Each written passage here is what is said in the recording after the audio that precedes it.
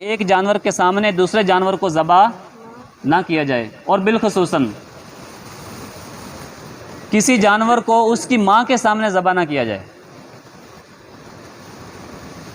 سمجھ آ رہی بات کی؟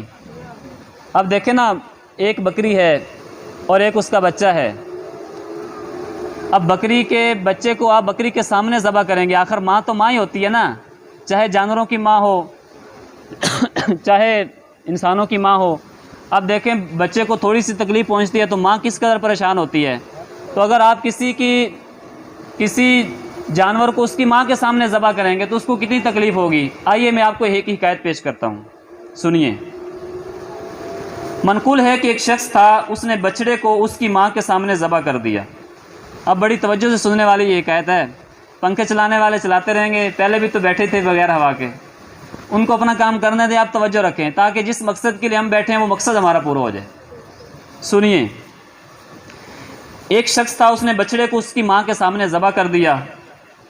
ظاہر اس کی ماں کو تکلیف ہوئی، لیکن بے زبان جانور اپنا دکھ کیسے بیان کرے، اس کی کون سنے؟ اللہ پاک جو رب العالمین ہے، جانور اس کی بارگاہ میں عرض کرتے ہیں، وہی سب کی سنتا ہے۔ شاید اس بچڑے کی ماں نے بھی اللہ پاک کی بارگاہ میں فریاد کی ہو۔ چنانچہ اس آدمی نے جیسے ہی بچڑے کو اس کی ماں کے سامنے ذبح کیا تو اس کی نحوست یہ ہوئی کہ اس آدمی کی عقل جاتی رہی اور وہ اپنا ذہنی توازن کھو بیٹھا۔ کافی عرصہ وہ اسی حالت میں رہا۔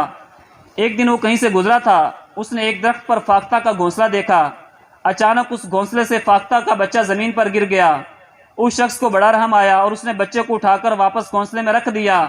بس اس رحم کی برکت سے اس پر کرم ہو گیا اور اس کا ذہنی توازن پھر سے بحال ہو گیا۔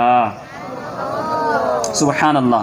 پتہ چلا جانوروں کو پر رحم کرنے سے اللہ پاک رحم فرماتا ہے۔ بہرحال قربانی کرتے وقت اس بات کا خیال رکھا جائے کہ ایک جانور کے سامنے دوسرے جانور کو ہرگز ذبح نہ کیا جائے، بلکہ جس جانور کو ذبح کرنا ہو اسے ایک طرف اکیلے میں لے جائیں، وہاں ذبح کریں، کسی جانور کے سامنے ذبح نہ کریں۔ ذبیحہ پر رحم کی ایک صورت یہ بھی ہے کہ جانور کو کھینچا نہ جائے، گھسیٹا نہ جائے، بلکہ ذبح کے لیے نہایت نرمی سے لے جایا جائے۔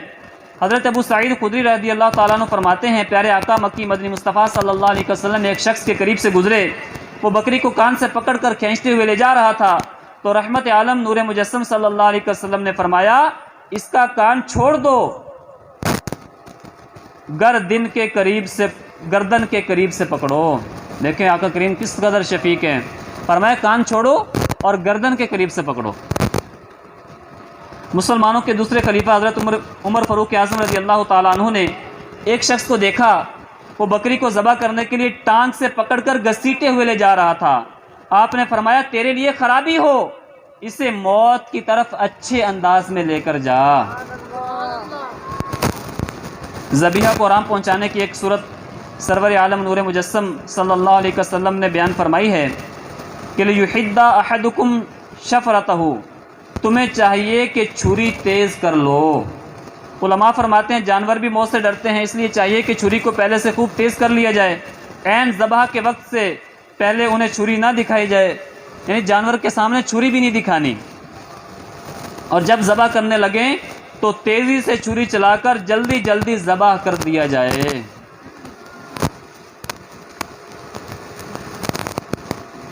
رحمت دو جہان سلطان کون و مکان صلی اللہ علیہ وسلم ایک آدمی کے قریب سے گزرے، وہ بکری کو لٹا کر اس کی گردن پر پاؤں رکھ کر چھری تیز کر رہا تھا۔ بکری اس کی طرف دیکھ رہی تھی۔ آپ صلی اللہ علیہ وسلم نے فرمایا، کیا تم پہلے اسے ایسا نہیں کر سکتے تھے؟ کیا تم اسے کئی موتیں مارنا چاہتے ہو؟ اسے لٹانے سے پہلے اپنی چھری تیز کیوں نہ کر لی؟ یعنی بعض کیا کرتے ہیں، وہ لٹا کے چھری تیز کر رہے ہوتے ہیں، تو یہ سارے معاملات پہلے کر لینے چاہیے تاکہ جانور کو تکلیف نہ پہنچے۔ شیخ طریقت امیر اہل سنت ذبیحہ کو راحت پہنچانے کی چند صورتیں بیان کرتے ہوئے فرماتے ہیں، گائے وغیرہ کو گرانے سے پہلے ہی قبلے کا تعین کر لیا جائے۔ لٹانے کے بعد بالخصوص پتھریلی زمین پر گھسیٹ کر قبلہ رخ کرنا بے زبان جانور کے لیے سخت اذیت کا باعث ہے، یعنی جانور کو پہلے اس انداز سے گرایا جائے کہ اس کا قبلہ رخ ہو جائے۔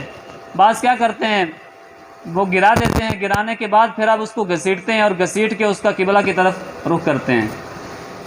تو آپ فرماتے ہیں پہلے ہی اس کی ترکیب کی جائے، اور ذبح کرنے میں اتنا نہ کاٹیں کہ چھری گردن کے مہرے یعنی ہڈی تک پہنچ جائے کہ یہ بے وجہ کی تکلیف ہے، اور جب تک جانور مکمل طور پر ٹھنڈا نہ ہو جائے نہ اس کے پاؤں کاٹیں نہ کھال اتاریں۔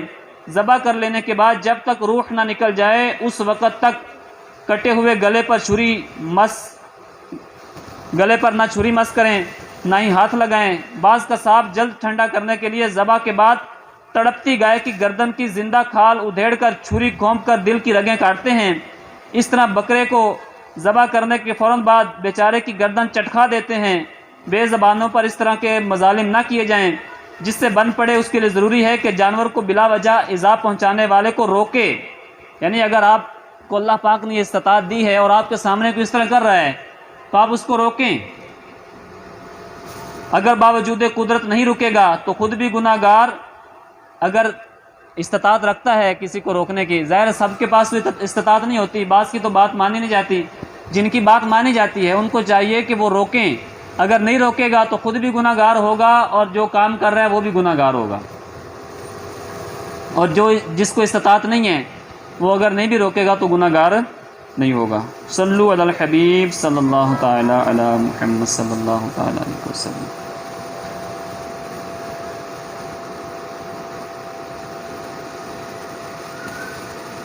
صلو علی الحبیب صلی اللہ تعالی علی محمد صلی اللہ علیہ وسلم۔